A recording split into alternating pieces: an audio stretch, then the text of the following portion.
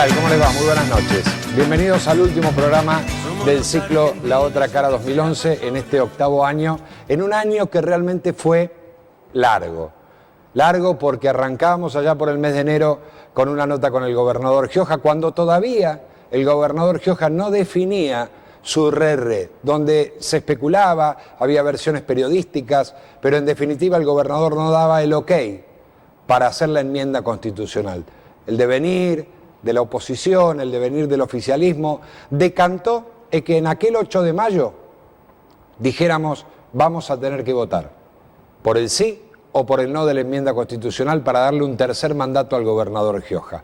Posteriormente vino la elección primaria, aquella que tenía que determinar los candidatos que iban a enfrentarse el 23 de octubre en estas internas abiertas y simultáneas, que de internas no tuvieron prácticamente nada, porque salvo en 2 departamentos por parte del justicialismo hubo alguna interna por allá en Angaco por parte del radicalismo, y ahí se terminó la cuestión. Lo mismo que pasó a nivel nacional en el caso de la presidenta Cristina Fernández de Kirchner. Se marcaron las internas donde, por ejemplo, en el PJ perdió Camacho y ganó Tello y quedó como el candidato oficial, o en Rivadavia perdió Elías Álvarez y terminó siendo candidato oficial Ana María López de Herrera, y así llegábamos al 23 de octubre. Un 23 de octubre donde para muchos hubo sorpresas.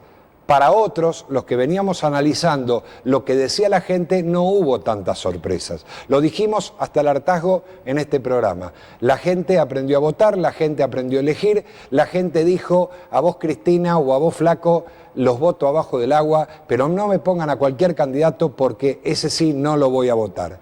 De ahí en más, con errores políticos, con soberbias de por medio, con un montón de cosas, se decantaron 4 departamentos que estaban en manos del oficialismo, quedando en manos de la oposición.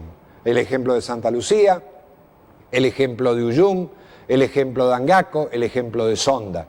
Estaban en manos del oficialismo y quedaron en manos de la oposición. Una oposición liderada por Producción y Trabajo, el frente que armó Roberto Basualdo, junto con Mauricio Ibarra, perdió Rawson, una gestión realmente buena de Ibarra, pero perdió. La gente eligió la continuidad del proyecto de Gioja en las manos del hermano del gobernador, Juan Carlos Gioja, y fundamentalmente así terminó la elección y así quedaron definidas las cosas. Muy bien, termina el año, un año electoral, un año de mucho trabajo, un año de muchas especulaciones, un año que en definitiva dejó mucha tela para cortar en lo que viene.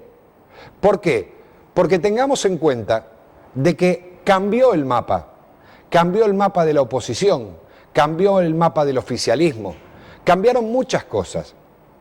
Y a partir de este nuevo mandato de Gioja, según en la Asamblea Legislativa, donde juró por el tercer mandato, dijo ser su último mandato, es donde nosotros empezamos a decir, desde hace ya mucho tiempo, esta historia de lo que significa la calidad institucional, el salto cualitativo que la gente espera.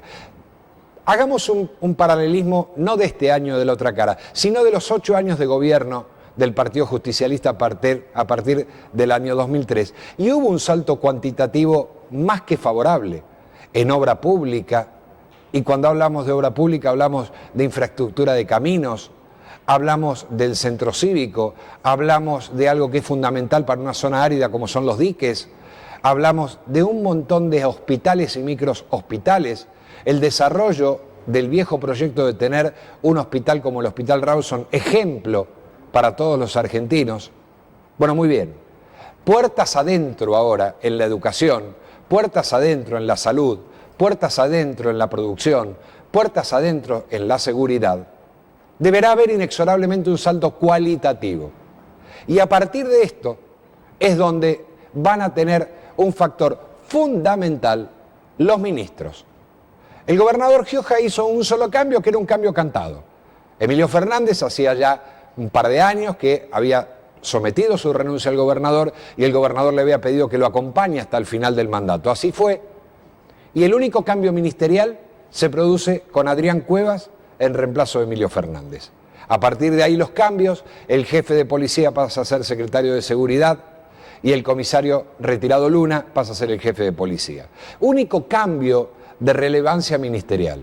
A partir de ahora es cuando los ministros tendrán que inexorablemente entender de que Gioja no puede hacer todo. Ya lo hizo durante 8 años. Trabajó en Buenos Aires, trajo fondos extras, peleó la coparticipación, se hicieron las obras públicas que dijimos, que no fueron pocas. Bueno, ahora es hora de que el gobernador se dedique a marcar el lineamiento político de esta ejecución de su tercer mandato, siga negociando en Buenos Aires, que de eso sabe mucho, y que los ministros hagan el salto cualitativo. Que la educación no pasa solamente por tener más escuelas, que la salud no se soluciona con ladrillos para tener más cantidad de microhospitales, que la seguridad, por más que tengan equipamiento, por más que tengan más móviles, por más que tengan más presupuestos, es fundamental una licenciatura en seguridad, que es lo que viene pregonando el ex jefe de policía, hoy secretario de Seguridad, para tener calidad profesional en la policía y en la seguridad. Esto es lo que se viene para el periodo 2012. Nosotros lo veníamos diciendo y lo veníamos analizando.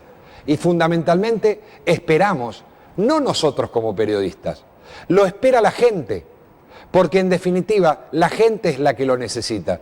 Y nosotros oficiamos de meros comunicadores sociales entre la gente y los funcionarios, para que los funcionarios en muchas oportunidades abran los ojos.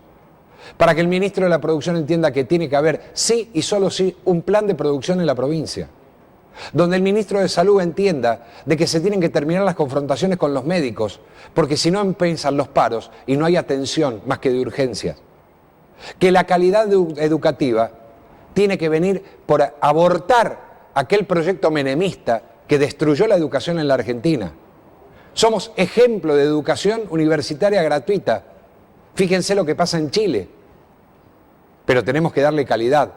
No pasa por la escuela un banco limpio, un vidrio que no se rompa o que la presidenta de la Nación otorgue netbook. Pasa por la calidad educativa. Y así todo. Esto es lo que nosotros esperamos del próximo mandato de José Luis Gioja.